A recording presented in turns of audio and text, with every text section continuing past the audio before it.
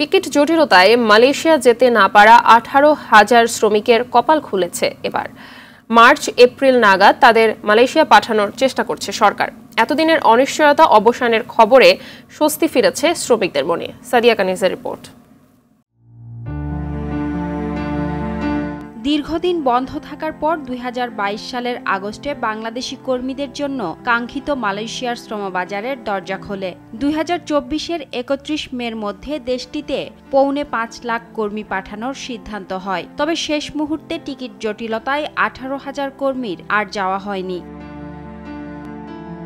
এজেন্টদের টাকা পরিশোধ করেও নির্ধারিত সময়ে টিকিট না পেয়ে কর্মীদের মালয়েশিয়া যাওয়ার স্বপ্ন অধরা থেকে যায়। বৈধ কাগজপত্র হাতে পেয়েও নির্ধারিত সময়ে কাজে যোগ দিতে না পারার আক্ষেপ থেকে রাজপথে নামতে বাধ্য হন তারা। আমাদের কাজ তো আগেই হয়ে গেছিল কমপ্লিটলি, ফ্লাইট সংকটের কারণে আমরা যাইতে পারিনি 31 মে। আমাদের ভাগ্যে কি আছে, আমরা বেসিক্যালি কতদিনের ভিতরে আমরা মালয়েশিয়া যেতে পারবো? ফেব্রুয়ারি থেকে আমরা যেতে পারবো, এটা 80% শিওর দিছে।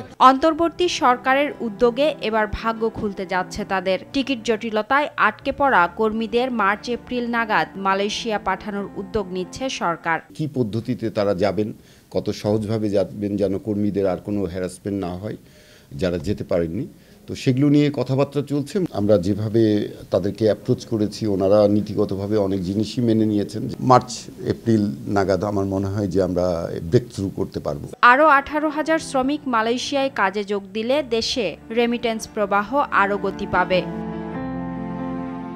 সাদিয়া কানিজ, RTV, ঢাকা।